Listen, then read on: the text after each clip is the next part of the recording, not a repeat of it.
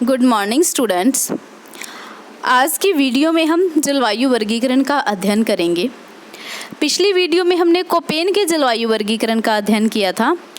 उसी को ही आगे बढ़ाते हुए आज हम थॉर्नथवेट के जलवायु वर्गीकरण का अध्ययन करेंगे। सबसे पहले अगर हम बात करें थॉर्नथवेट के जलवायु वर्गीकरण की, तो इन्होंने जो अपना सर्वप्रथम वर्गीकरण किया वह 1931 में किया और उसके पश्चात उसमें कुछ परिमार्जन किया। जो परिमार्जन किया वह 1933 में किया। और अगर हम बात करें वर्गीकरण का पुनः संशोधन की, तो वह 1948 में किया। तो इस चीज़ को अच्छे से ध्यान में रख लेना। अगर आपसे पूछ ले कि सर्वप्रथम वर्गीकरण प्रस्तुत कब किया थॉर्नथवेट ने, तो 1931 में किया है। परिमार्जन उसका 1933 में हुआ है और उस वर्गीकरण का पुनः संशोधन पूछ ले तो वो 1948 में हुआ है। इसके बाद अगर हम आगे बात करें कि जो कोपेन ने जैसे अपना जलवायु वर्गीकरण दिया था, वैसे उन्होंने भी क्या किया था कि अपने जलवायु वर्गीकरण के कुछ आधार लिए थे। वैसे ही जो आज हम वर्गीकरण कर रहे हैं थॉर्नथवेट का, तो उन्होंने भी अपने जलवायु वर्गीकरण में कुछ मूलभूत आधार लिए हैं। वह मूलभूत आधार कौन से हैं? दो हैं वह मूलभूत आधार। अब दो मूलभूत आधार कौन कौन से हैं अगर हम इसकी बात करें, पहला है वर्षण प्रभाविता, दूसरा है तापमान दक्षता, यानी कि वर्षा और तापमान। अगर हम सबसे पहले बात करें वर्षण प्रभाविता क्या होता है, तो वर्षण प्रभाविता क्या है कि इसका तात्पर्य संपूर्ण वार्षिक वर्षा के केवल उस भाग से है जो वनस्पति की उत्पत्ति तथा विकास को प्रभावित करता है, यानी कि जिसमें वनस्पति और क्या होता है, तापमान। ठीक है, यानी कि वनस्पति के विकास को प्रभावित करे और उसी के साथ उसका उत्पत्ति से संबंधित हो, इसलिए इन्होंने वर्षण प्रभाविता अनुपात को लिया है। और इसी का अगर हम आगे अध्ययन करेंगे तो इसमें इन्होंने कुछ अपना एक सूत्र बताया है जिसके आधार पर क्या है अपना अध्ययन किया है। इसी में अगर हम दूसरे की बात करें, जो दूसरा इन्होंने लिया है वह क्या लिया है, तापमान दक्षता, कि वनस्पति की उत्पत्ति और विकास में तापमान का भी महत्वपूर्ण योगदान होता है और इसी तापमान के बारे में उन्होंने बताया है। तो आपसे अगर पूछ लें कि जलवायु वर्गीकरण में थॉर्नथवेट ने कितने आधार लिए हैं, दो आधार लिए हैं। कौन कौन से हैं? वर्षण प्रभाविता और तापमान दक्षता। इसके बाद अगर हम बात करें कि सबसे पहले जो वर्षण प्रभाविता है, वर्षण प्रभाविता के लिए इन्होंने क्या है अपना एक फॉर्मूला बताया है, जिसमें इन्होंने अगर बात करें कि जो पीई का अनुपात का परिकलन है वह कुल मासिक वर्षा को कुल मासिक वाष्पीकरण से भाग देकर ज्ञात किया जाता है। यानी कि जो पीई का अनुपात की बात करते हैं अगर हम, तो इसमें कुल जो क्या है मासिक वर्षा होगी और इसको भाग किससे देना है, कुल मासिक वाष्पीकरण से भाग देते हैं, तो 12 महीनों का पीई अनुपात निकल आता है। ये इसका फॉर्मूला है जो आप अच्छे से ध्यान में रख लेना। देखो इसमें नीचे सिंबल में भी बताया गया है कि जो छोटा आर है यानी कि स्मॉल आर है इंग्लिश का, उसमें क्या है औसत मासिक वर्षा के बारे में बताया हुआ है। वो किस में है, इंच में है, यानी कि ये जो छोटी आर है ये किस में है, औसत मासिक वर्षा है जो इंच में बताई गई है। जो टी है, स्मॉल टी है, वह क्या है, औसत मासिक तापमान है। तापमान में देख लो 0 डिग्री फ़ारेनहाइट से लिया गया है ये जो टी है। तो इसके आधार पर इन्होंने क्या है अपना फॉर्मूला दिया है। इसके बाद अगर हम देखते हैं तो इसी के आधार पर उन्होंने पीई सूची तैयार की है। क्या है कि ये पीई सूची जो तैयार की है इसमें भी ये फॉर्मूला दिया हुआ है। पीई जो सूची है इसके आधार पर थॉर्नथवेट ने क्या किया है, भूपटल को 5 आर्द्रता प्रदेशों में विभक्त किया है। इस सूची के आधार पर, ये जो पीई सूची है इसके आधार पर इन्होंने भूपटल को 5 आर्द्रता प्रदेशों में विभक्त किया है और जिसमें क्या है कि प्रत्येक प्रदेश में विशिष्ट प्रकार की वनस्पति पाई जाती है। यानी कि जो इन्होंने अपना प्रकार बताया है इसमें हर एक प्रकार की एक अपना आर्द्रता प्रदेश होगा, उसके लिए उन्होंने इसका एक नाम दिया हुआ है और उसकी क्या होगी, उसकी एक वनस्पति होगी और इसमें इन्होंने क्या बताया होगा कि इसकी पीई सूची कितनी है। ये अभी आपको, जैसे आप इस आगे सारणी को देखोगे तो आपका ये क्या है सारा आपको समझ में आ जाएगा। सबसे पहले हम बात करते हैं, आप ये देख सकते हो इसमें वर्षण प्रभाविता पर आधारित तापमान समूह। जो वर्षण प्रभाविता पर आधारित जलवायु का समूह है, जो जलवायु है, इसमें आप इसको एक सारणी के रूप में लिखना। सबसे पहले इसमें आर्द्रता प्रदेश, फिर इसकी एक सारणी जो है विशिष्ट वनस्पति, और फिर इसका आ जाएगा पीई सूचकांक। तो आप इसको एक अच्छी से कॉपी पर नोट कर लेना और इसकी एक सारणी बना लेना। जैसे आप इसकी एक सारणी बनाओगे, इसके ऊपर आप मेन हेडिंग जो दोगे, इसको 3 भागों में बांटोगे। आर्द्रता प्रदेश हो गया, विशिष्ट ताप वनस्पति होगी, और पीई सूचकांक हो गया। तो इस आधार पर अगर मैं आपको बताऊं, सबसे पहले हम बात करते हैं आर्द्रता प्रदेश कैपिटल ए की। जो कैपिटल ए है, इसको आप तर भी बोल सकते हो या फिर अति आर्द्र प्रदेश बोल सकते हो, जिसमें वर्षा के वन मिलेंगे। और इसका जो पीई सूचकांक है वह 128 से ऊपर मिलेगा। अब आप ध्यान में रखना कि अगर पीई सूचकांक 128 से ऊपर है, ठीक है, अगर पीई सूचकांक 128 से ऊपर है तो जो आपका ये वनस्पति मिलेगी वह तो वर्षा वन मिलेंगे, और इसका जो आर्द्रता प्रदेश होगा वह क्या होगा, अति आर्द्र प्रदेश होगा, या फिर आप इसको तर प्रदेश बोल सकते हो। इसके बाद सेकंड नंबर पे जो इन्होंने आर्द्रता प्रदेश बताया है उसको कैपिटल बी लिया है, जिसके लिए आर्द्र यूज़ किया है, यानी कि वो आर्द्र प्रदेश होगा, इसको कैपिटल बी लिखेंगे। इसमें जो वनस्पति मिलेगी वह वन मिलेंगे। पहले वाले में तो वर्षा के वन मिल रहे थे, इसमें ओनली वन मिलेंगे। और इसका जो पीई सूचकांक होगा या फिर पीई सूची है वो कितनी है, 64 से 127 रखी गई है। इस चीज़ को ध्यान में रखना। अब जो पीई सूची है या सूचकांक है वह धीरे धीरे क्या हो जाएगा, कम होता जाएगा। और आप अगर मैं आपको शॉर्ट में थोड़ा बताऊं तो आप इसको अगर देखोगे तो आप ABCDE के इक्वेशन में इसको शुरू ना करके अगर इसको आप उल्टा शुरू करोगे, यानी कि E फिर D फिर C फिर B और फिर A, इस अगर आप सीरीज़ में करोगे तो आपको ये पढ़ना आसान रहेगा कि क्योंकि जैसे आप अपने जलवायु के अकॉर्डिंग देख सकते हो, सबसे पहले जो अपने जलवायु राजस्थान में मिलती है शुष्क, उसके बाद अर्धशुष्क, फिर उपाद्र, फिर आर्द्र, फिर अति आर्द्र। तो आप इसको अच्छे से लिख सकते हो, यानी कि क्या है, पहले E कैपिटल लेटर में लिखने हैं, फिर D फिर C फिर B और फिर A। अगर इसमें आर्द्रता प्रदेशों की बात करेंगे तो E में शुष्क, D में अर्धशुष्क, C में उपाद्र, B में आर्द्र और A में अति आर्द्र प्रदेश की बात होगी। और वहीं अगर हम इसमें विशिष्ट वनस्पति की बात करें, यानी कि ई जो शुष्क प्रदेश है इसमें वनस्पति कैसी मिलेगी, शुष्क है तो इसमें वनस्पति मरुस्थल मिलेगा। और वहीं अगर हम बात करें अर्धशुष्क प्रदेश की तो यहाँ पर स्टेपी मिलेगी। उपाद्र की बात करेंगे तो यहाँ पर घास के मैदान मिलेंगे। और वहीं हम बी कैपिटल लेटर जो है इसमें आर्द्र है तो यहाँ पर वन मिलेंगे, और अति आर्द्र प्रदेश है या फिर तर प्रदेश है तो इसमें वर्षा के वन मिलेंगे।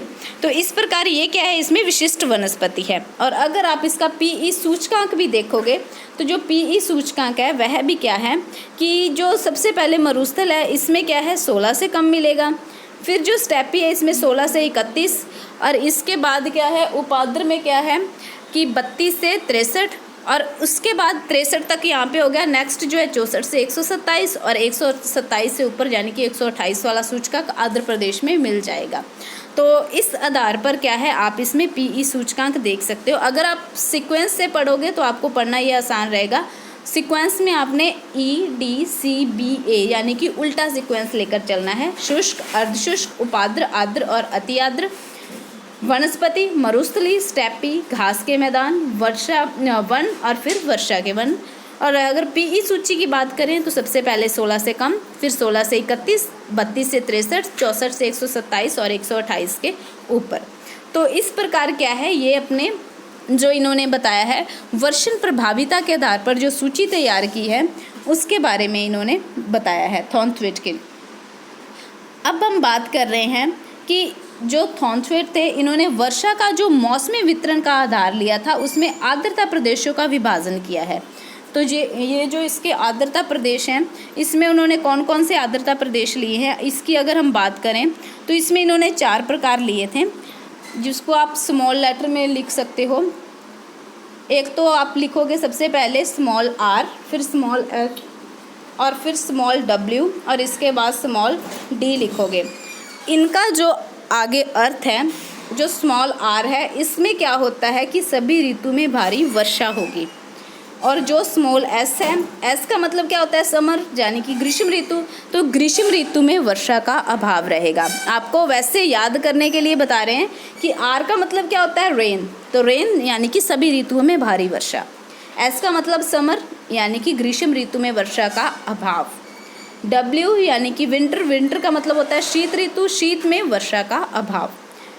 D जो स्मॉल डी है, स्मॉल डी में क्या होता है, ड्राई, ड्राई का मतलब क्या होता है, सभी ऋतुओं में वर्षा का अभाव। तो आप इसको अगर आप नॉर्मल अपने जो इंग्लिश के वर्ड यूज़ करते हैं उसके आधार पर अगर आप देखोगे तो आप अच्छे से याद कर सकते हैं कि स्मॉल आर रेन, सभी ऋतुओं में वर्षा, एस समर, ग्रीष्म ऋतु में वर्षा का अभाव, W विंटर, शीत ऋतु में वर्षा का अभाव, D ड्राई, सभी ऋतुओं में वर्षा की कमी। तो इस प्रकार ये क्या है, इन्होंने आर्द्रता प्रदेश लिए हैं। अब इन प्रदेशों को आप क्या करोगे, अपनी कॉपी पर ये जो पहले प्रदेश बताए गए हैं इनके आधार पर आप इनका क्या कर दोगे, वर्गीकरण करोगे। जैसे ही हम इसका वर्गीकरण करेंगे, जैसे A B C D E लिखा हुआ है जो कैपिटल लेटर है, आप इनके साथ क्या है, इन सभी जो ये जो उप विभाग इनके बताए हैं आप इनको इसके साथ ऐड कर सकते हो। जैसे अगर हम बात करें, जैसे A लिया हुआ है तो A के साथ अगर मैं स्मॉल r लगा दूं तो इसका मतलब क्या आ जाएगा कि A तो क्या है, अति आर्द्र प्रदेश है, और अति आर्द्र प्रदेश कौन सा है, जिसमें क्या हो रही है, पूरे साल वर्षा हो रही है। और अगर यही मैं R की जगह यहाँ पर क्या लगा देती हूँ, A के साथ S लगा दूँ, तो S का मतलब क्या होता है कि अति आर्द्र प्रदेश है पर ग्रीष्म काल में यहाँ पे क्या हो रही है, न्यून वर्षा हो रही है। वहीं आप W लगा के देख लो तो W का मतलब होता है विंटर, यानी कि शीत ऋतु में वर्षा कम हो रही है, अति आर्द्र प्रदेश है। और वहीं अगर हम बात करें इसमें D लगा दें, स्मॉल D, तो स्मॉल D का मतलब क्या होता है कि सभी ऋतुओं में मौसम में क्या होती है, न्यून वर्षा होती है, ड्राई हो गया, तो यानी कि अति आर्द्र प्रदेश है जिसमें सभी ऋतुओं में क्या है, न्यून वर्षा हो रही है।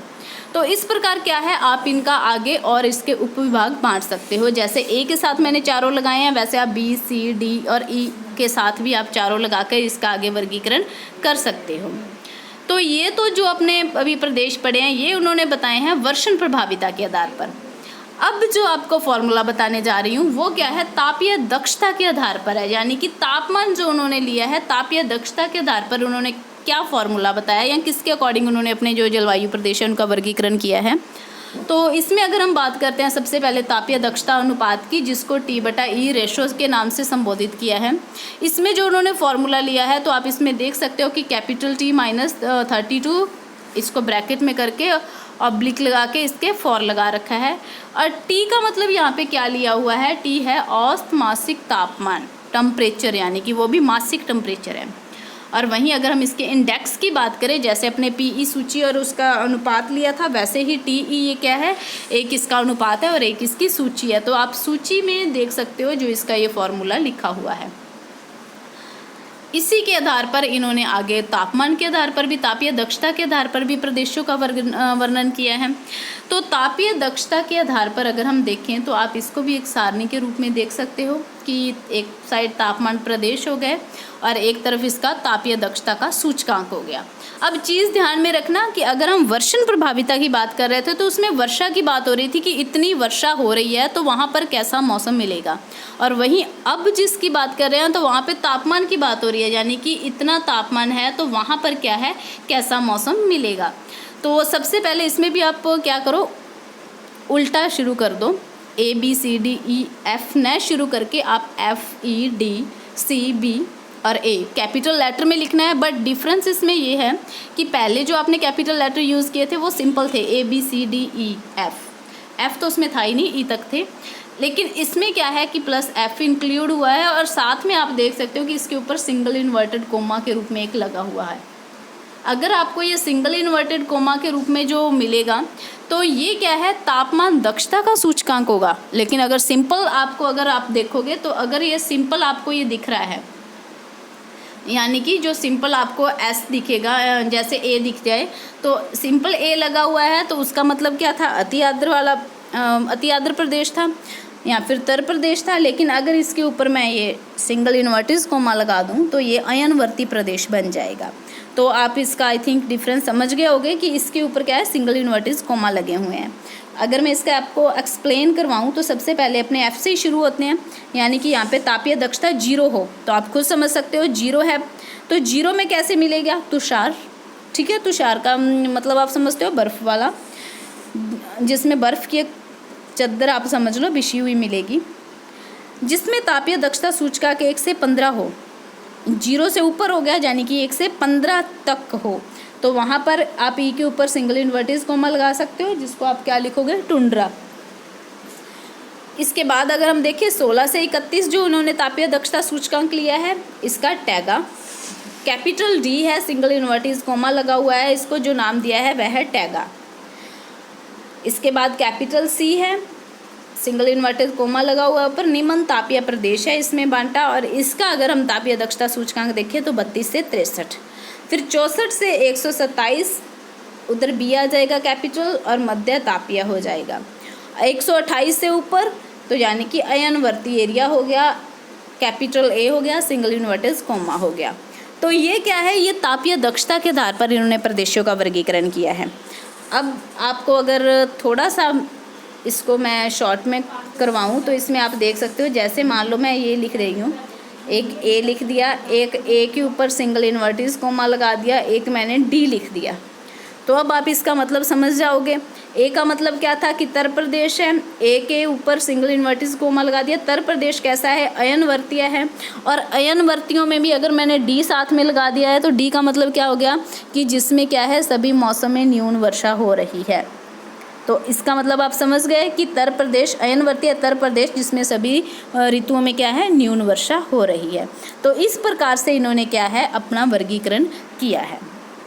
इसके बाद अगर हम बात करें कि जो थॉर्नथवेट थे, इनको मैंने आपको पहले ही बता दिया कि इन्होंने अपने वर्गीकरण में 1948 में क्या किया है, संशोधन किया है, पुनः संशोधन किया है। अगर पुनः संशोधन की बात करें तो जो इसका आधार उन्होंने लिया है वह लिया है संभाव्य वाष्पोत्सर्जन। संभाव्य वाष्पोत्सर्जन के बारे में अगर हम पढ़ें तो थॉर्नथवेट द्वारा प्रस्तुत जलवायु का दूसरा नवीन वर्गीकरण संभाव्य वाष्पोत्सर्जन की संकल्पना पर आधारित है। संभाव्य वाष्पोत्सर्जन का तात्पर्य क्या होता है, इसका मतलब होता है कि आर्द्रता की उस अधिकतम मात्रा जो वर्षा के उपलब्ध होने पर धरातल से होने वाले वाष्पन तथा वनस्पतियों से होने वाले वाष्पोत्सर्जन के द्वारा वायुमंडल में वाष्प रूप में पहुंचती है। यानी कि क्या है कि यह आर्द्रता की वह अधिकतम मात्रा होती है जिसमें क्या है कि अगर वर्षा हो तो धरातल में जो उसका वाष्पीकरण हो, और उसमें वाष्पीकरण तथा वनस्पतियों से होने वाला जो वाष्पोत्सर्जन होता है, और इनका क्या होता है, जो वाष्पन वायुमंडल में पहुंचता है, तो यानी कि उसको अपने क्या बोल देते हैं, संभाव्य वाष्पोत्सर्जन कहा जाता है। अगर हम इसका बात करें संभाव्य वाष्पोत्सर्जन की, तो संपूर्ण विश्व को जलवायु प्रदेशों में विभक्त करने के लिए संभाव्य वाष्पोत्सर्जन के आंकड़ों को उपलब्ध कराने में जो कठिनाई हुई, उनको दूर करने के लिए कोपेन ने क्या किया कि इसको एक अत्यंत जटिल और अनुभाविक सूत्र इसके लिए निकाला, जिसमें उन्होंने तापमान तथा सूर्य के प्रकाश की अवधि को चर माना। यानी कि सूर्य और जो तापमान है उसकी जो अवधि है, इसको उन्होंने एक चर के रूप में लिया। चर का मतलब आप समझते हो, वेरिएबल्स। तो इसमें क्या किया उन्होंने कि इसको पुनः किसी स्थान में जो वृष्टि हो रही थी, वृष्टि की कुल मात्रा और संभाव्य वाष्पोत्सर्जन के आधार पर जलवायु के प्रकारों का निर्धारण किया। और इनके लिए इन्होंने क्या किया कि जलवायु की सीमाओं के निर्धारण के लिए 4 सूचकांक इन्होंने विकसित किए। जो 4 सूचकांक इन्होंने लिए हैं, या फिर आप ऐसे कह दो 4 अभिलक्षणों का चयन किया है। ये पुनः संशोधित वर्गीकरण की बात हो रही है। तो इसमें जो उन्होंने सबसे पहले नंबर पर लिया है आर्द्रता सूचकांक, यानी कि जो फर्स्ट नंबर पे अगर हम बात करें तो फर्स्ट नंबर पे उन्होंने लिया है आर्द्रता सूचकांक, ठीक है। सेकंड नंबर पे बात करें संभाव्य वाष्पोत्सर्जन या फिर तापीय दक्षता सूचकांक, जिसको आप लिख सकते हो PE। थर्ड नंबर पे अगर हम बात करते हैं तो उसमें शुष्कता और आर्द्रता सूचकांक हो जाएगा। और फोर्थ नंबर पे बात करते हैं तो तापीय दक्षता या फिर संभाव्य वाष्पोत्सर्जन सांद्रण सूचकांक हो जाएगा। इसको अगर मैं आपको शॉर्ट में बताऊं तो जो आर्द्रता सूचकांक है, इसमें क्या है कि आर्द्रता सूचकांक का तात्पर्य क्या होता है, आर्द्रता अभाव या फिर आर्द्रता अधिक्य से। हो सकता है कि वहाँ पर आर्द्रता का अभाव भी हो, यानी कि कमी भी हो, या फिर बहुत अधिक मात्रा में भी मिले आर्द्रता, ठीक है। तो वो आर्द्रता इसका सूचकांक हो जाएगा। तो इसमें जो उन्होंने अपना गुण लिया है उसमें उन्होंने परिकलन के लिए इसके 12 महीनों का योग का वार्षिक आर्द्रता सूचकांक बताया है, यानी कि 12 महीने यानी कि पूरे साल का। सेकंड नंबर जो इन्होंने लिया है तापीय दक्षता सूचकांक। तापीय दक्षता जो सूचकांक है, अगर मैं इसका आपको अर्थ बताऊं तो तापीय दक्षता सूचकांक में क्या होता है, संभाव्य वाष्पोत्सर्जन का यह सूचकांक है जो सेंटीमीटर में व्यक्त किया जाता है। और इसके परिकलन के लिए उन्होंने वही पीई वाला परिकलन किया है। आप लोगों ने पीई सूची वाला जो पहले फॉर्मूला आपको बताया था उसी को इन्होंने आधार मानकर किया है।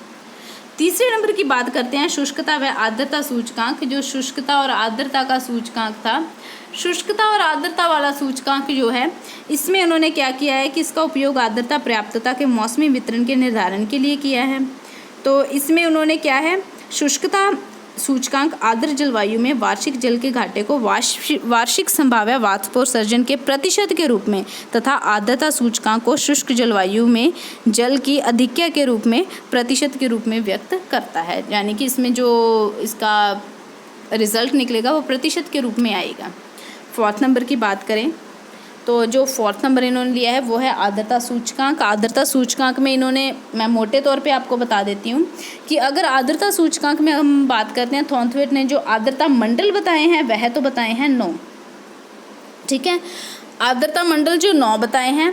और अगर हम देखें कि तापीय दक्षता के ग्रीष्मकालीन सांद्रण के आधार पर जो विश्व के मंडल बताए हैं वह इन्होंने बताए हैं 8। अब इस चीज़ को ध्यान में रखना कि आर्द्रता सूचकांक के आधार पर जो थॉर्नथवेट ने आर्द्रता मंडलों का निर्धारण किया है वह तो है 9, लेकिन जो ग्रीष्मकाल सांद्रता के आधार पर मंडल बताए हैं वह है 8।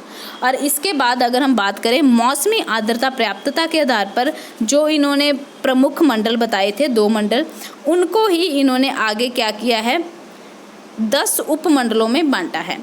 तो इस आधार पर अगर हम इसके बारे में बात करें तो इन्होंने जो अपना जलवायु वर्गीकरण दिया, अगर मूल्यांकन में हम देखें तो जो इन्होंने 1931 में अपना जलवायु वर्गीकरण किया था वह कोपेन के द्वारा जो वर्गीकरण था उसके लगभग समान ही था, परंतु कोपेन के समान ही थॉर्नथवेट की जो योजना थी उनमें आनुभाविक तथा मात्रात्मकता भी थी, क्योंकि वर्षण तथा तापमान में परिकलन विभिन्न परिणामों का अगर हम देखें तो उसमें इसकी सीमाओं का निर्धारण भी होता है।